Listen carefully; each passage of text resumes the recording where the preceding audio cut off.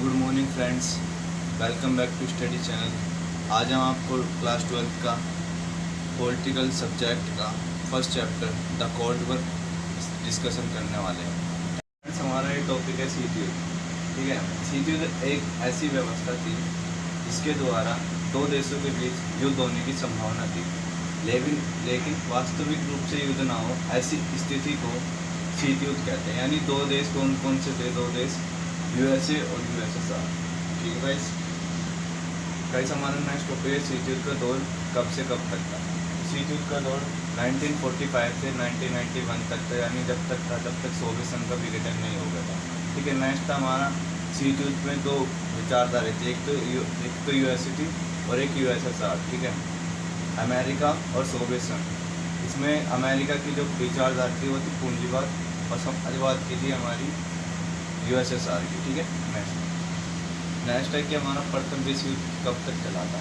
तो प्रथम विश्व युद्ध 1914 से 1918 तक चला था, और हमारा जो दूसरा विश्व युद्ध था वो था 1935 से 1945 तक चला। बस फ्रेंड्स, तो हमारी जो विचारधारा थी यूएसए की यानी अमेरिका की, उसमें हम देखते कि पूंजीवादी विचारधारा को फॉलो करते थे।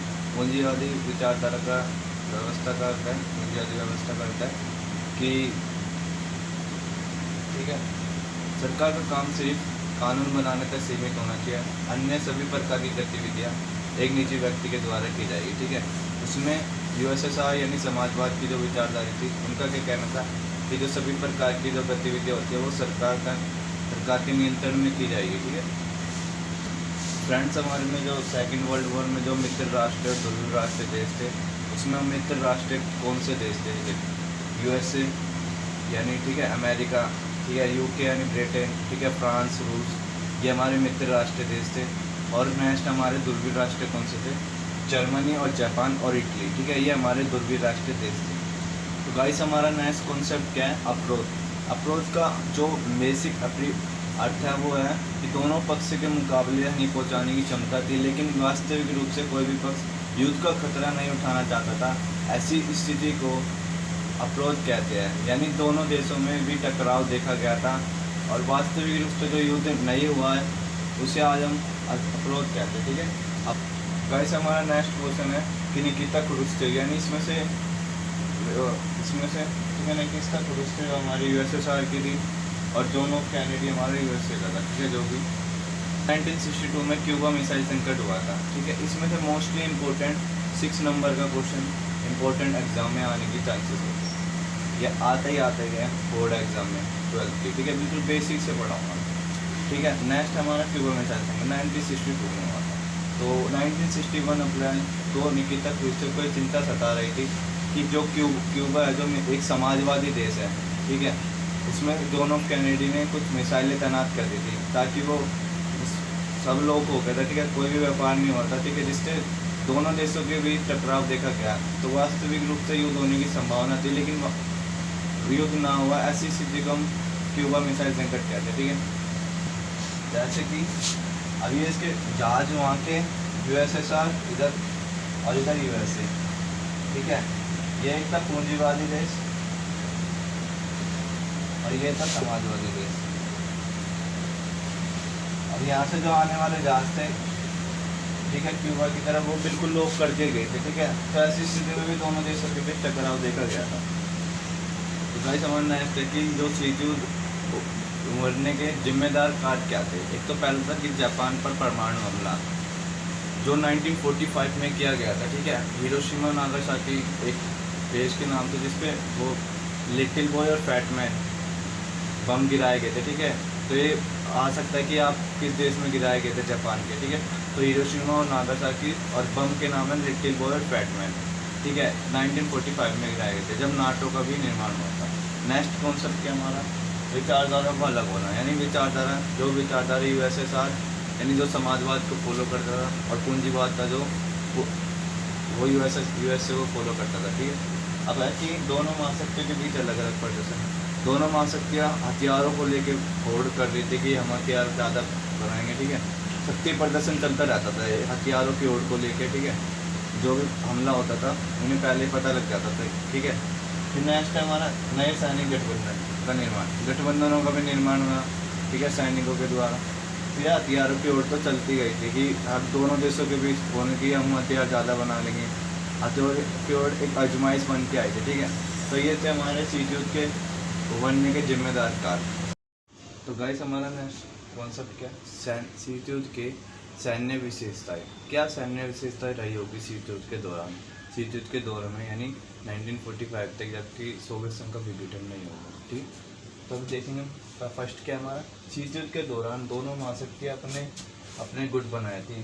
तो इन गुटों में सम्मिलित जो देश थे ना, उनको ये था कि उनके साथ तर्क संगति भरा बर्ताव करेंगे, लेकिन ऐसा बिल्कुल नहीं हुआ। नेक्स्ट क्या हमारा, दोनों महाशक्तियाँ परस्पर अप्रोच की धारणा पर अप्रोच को अपनाती थी, जिससे तृतीय जो विश्व युद्ध था वो परिणाम, ठीक है।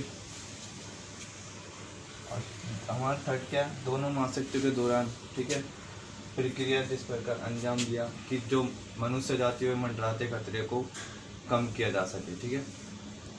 तो गाइस हमारा नेक्स्ट टॉपिक था सेकेंड वर्ल्ड वॉर कमिंग, यानी जो द्वितीय विश्व युद्ध की शुरुआत कैसे हुई थी, ठीक है। मोस्टली इम्पोर्टेंट क्वेश्चन है इसमें, जैसे कि आप यहाँ से, ठीक है, शक्ति प्रदर्शन चल रहा था, ठीक है, वहाँ का नेतृत्व हो रहा था, ठीक है।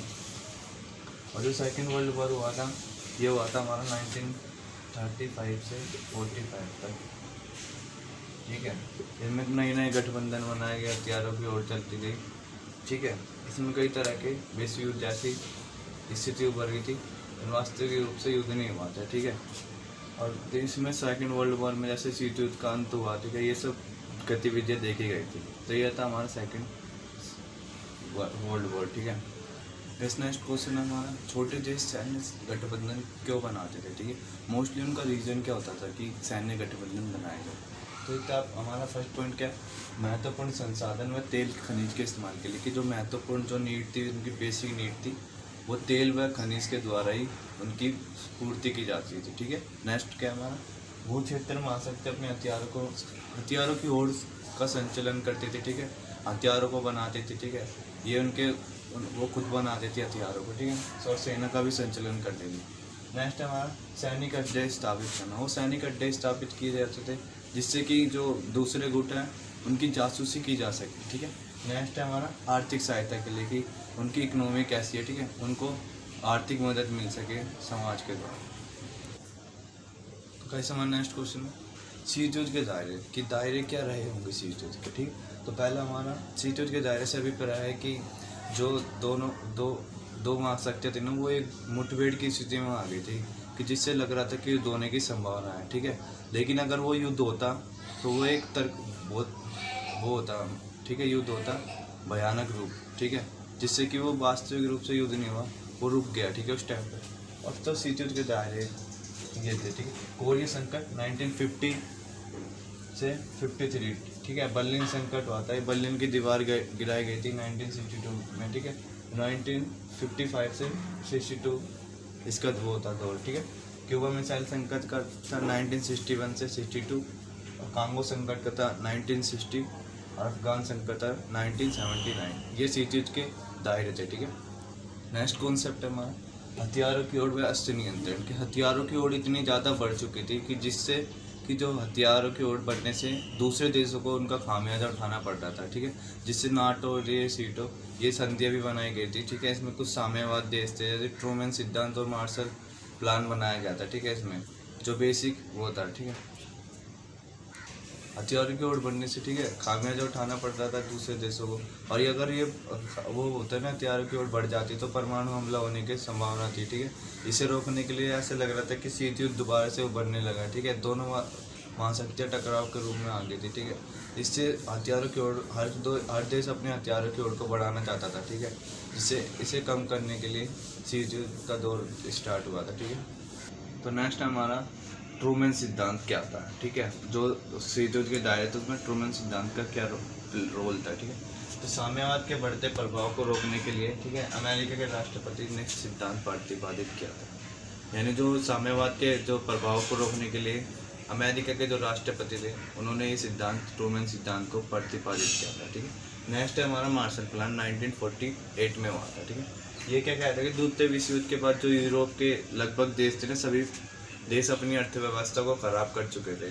तो ठीक है, जिससे कि उस अर्थव्यवस्था को जो विदेश मंत्री था ना वहाँ का, उन्होंने उस अर्थव्यवस्था को पुनर्निर्माण करना स्टार्ट किया, जिससे कि पश्चिमी देशों को आर्थिक मदद मिल सके। इसे मार्शल प्लान के नाम से जाना जाता है। फ्रेंड्स, आज के लिए इतना ही, ठीक है। और ये हमारा पार्ट 1 है। अगर आपको हमारी वीडियो अच्छी लगी हो तो लाइक एंड सब्सक्राइब कीजिए और बेल आइकन को जरूर दबाइए। जितनी आप वीडियो लाइक करोगे उतनी आपको नोटिफिकेशन मिलती रहेगी और नेक्स्ट पार्ट हम लाएंगे आपके लिए जल्दी, ठीक है। Thank you so much.